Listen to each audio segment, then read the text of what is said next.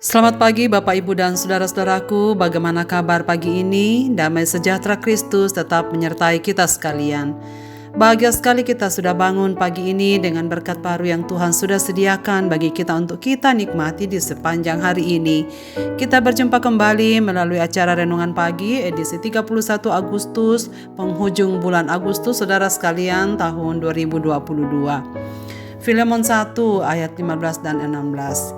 Sebab mungkin karena itulah dia dipisahkan sejenak daripadamu, supaya engkau dapat menerimanya untuk selama-lamanya, bukan lagi sebagai hamba, melainkan lebih daripada hamba, yaitu sebagai saudara yang kekasih. Bagiku sudah demikian, apalagi bagimu, baik secara manusia maupun di dalam Tuhan. Hanya kasih yang dapat melakukannya. Saudara-saudaraku, dalam kata-kata yang penuh cinta dan kerinduan, Paulus menghibur Filemon bahwa Tuhan sedang mengerjakan sesuatu yang lebih baik di balik kaburnya Onesimus. Bahwa untuk sementara dipisahkan supaya Onesimus bertobat dan berjumpa dengan juru selamatnya yang mengubahkan hidupnya. Sehingga Filemon mendapatkan Onesimus dalam keadaan baru. Ia sudah dibaharui sehingga dalam hati yang baru inilah ia tidak akan mungkin meninggalkan Filemon lagi. Jadi mendapatkannya sampai selama-lamanya. Bukan lagi sebagai seorang hamba melainkan sebagai saudara. Dan Paulus menggunakan panggilan saudara yang kekasih. Sebab perbudakan tidak dapat terjadi di antara orang percaya yang telah mengerti kebenaran persaudaraan di dalam Kristus. Onesimus tidak lagi diperlakukan sebagai hamba, tetapi sebagai teman seiman dan saudara kekasih yang sedang bertumbuh, seorang yang dalam pandangan Allah setara dengan Rasul Paulus dan Filemon. Pemulihan hubungan hanya bisa dikerjakan oleh kasih. Hubungan serusak apapun bisa diperbaiki oleh kasih. Mengampuni adalah salah satu bentuk nyata dari tindakan itu. Saat menjadi tawanan di Roma, Paulus bertemu dengan Onesimus.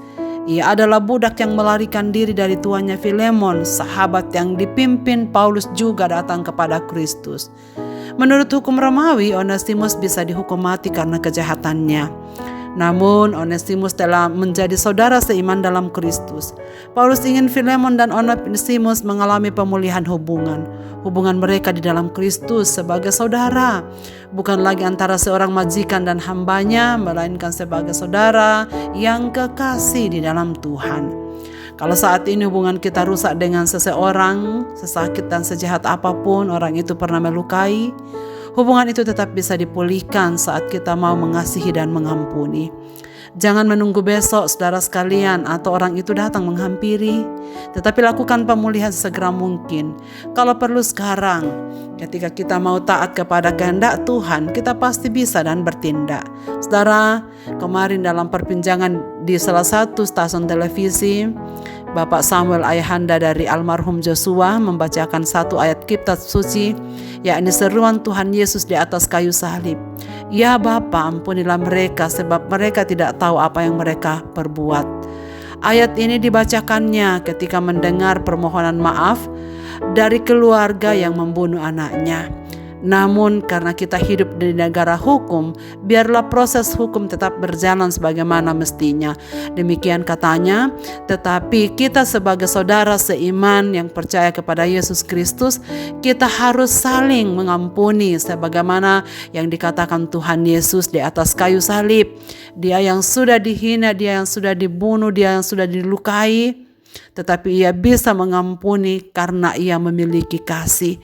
Saudara sekalian, duka cita dan kepedihan hati dialami oleh keluarga. Namun hanya kasih Kristus yang bekerja dalam kehidupan seseoranglah yang akan memampukannya untuk menerapkan hukum kasih, yakni saling mengampuni meskipun kelihatannya mustahil dan berat. Dalam derayan air mata, kita bisa mengampuni. Duka memang tak bisa kita pungkiri, tetapi pengampunan bisa kita kerjakan oleh karena kasih Kristus yang menaungi hidup kita. Saudara-saudaraku, adakah hubungan kita dengan seseorang atau sekelompok orang sedang renggang? Bertanyalah mengapa terjadi. Apakah kita sedang memendam akar pahit yang mungkin sudah lama kita pendam? Saudara, tak ada gunanya. Akan semakin membawa kita terpuruk. Lepaskan pengampunan. Terima anugerah Kristus agar hidup di depan semakin ringan tanpa beban. Jika memungkinkan, mulai dari diri sendiri, pulihkan hati di hadapan Tuhan, lalu bertindaklah sesegera mungkin untuk memberikan pengampunan. Apapun alasannya, sifat Kristiani sejati adalah selalu berusaha memulihkan hubungan yang sedang buntu. Sebagaimana Kristus sudah mengampuni semua salah kita, maka kita pun wajib untuk mengampuni orang yang bersalah pada kita. Jika kita sudah memiliki pengalaman rohani diampuni, maka mudah untuk kita terapkan dalam kehidupan kita, yakni selalu membina, memperbaiki, dan memaafkan. Sekali lagi, hanya kasih Kristus di dalam hati kita yang dapat melakukannya. Marilah kita berdoa. Bapa di sorga, terima kasih banyak karena kami dapat membuka mata kami di hari ini, menyaksikan berkat-Mu yang Engkau akan sediakan bagi kami. Terima kasih banyak karena kami sudah membukanya dengan mendengarkan firman-Mu ini. Ya Tuhan, tolonglah kami, supaya kami memiliki hati yang luas untuk selalu memberikan pengampunan kepada orang-orang yang mungkin saja dapat melukai kami dan membuat hidup kami terganggu. Kami berdoa supaya kasih Kristus yang turun menaungi kami dan mengingatkan kami akan firman-Mu, bahwa hanya kasih yang memampukan kami untuk saling mengampuni dan menerima apa adanya. Sebab kami semua masih hidup di dalam dunia yang penuh dengan keterbatasan. Dan pada waktu kami bersinggungan dengan orang-orang yang mungkin saja melukai kami, oh Tuhan, tolonglah kami, supaya kami memulai dari diri sendiri untuk selalu memperbaiki hubungan yang rusak itu, agar kami bersama-sama sebagai saudara-saudara seiman dapat bertumbuh bersama semakin hari semakin menyenangkan Tuhan.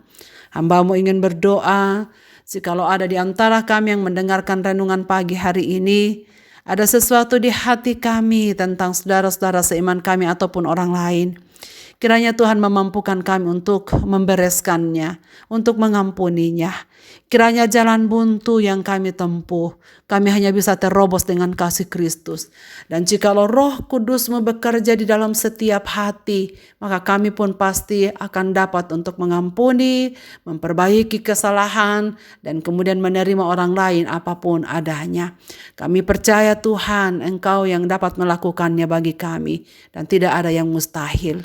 Demikian juga hamba-Mu ingin berdoa kepada semua saudara-saudaraku yang sedang dalam keadaan sakit pada hari ini dimanapun mereka berada.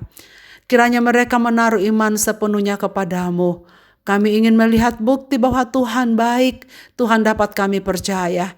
Dan kiranya Engkau menghibur saudara-saudara kami yang sedang menanti pertolongan Tuhan dengan diam. Pada saatnya Engkau akan memberikan kesembuhan kepada mereka. Semua penyakit yang ada di dalam tubuh mereka, biarlah dalam kuasa Kristus Engkau sanggup menyembuhkan mereka satu persatu. Sehingga mereka pulang dengan penuh sukacita dan melanjutkan kehidupan mereka. Tuhan menganugerahkan kesembuhan pada mereka tepat pada waktunya. Terima kasih banyak ya Tuhan, apapun pergumulan umat-umat-Mu pada pagi ini, kami taruhkan di hadapan hadirat-Mu. Berkenanlah Engkau yang campur tangan, menyelesaikannya bagi kami sekalian. Terima kasih, di dalam nama Yesus Kristus kami berdoa. Amin. Selamat beraktivitas Bapak, Ibu, dan saudara-saudaraku. Tuhan Yesus memberkati kita sekalian dengan firman ini.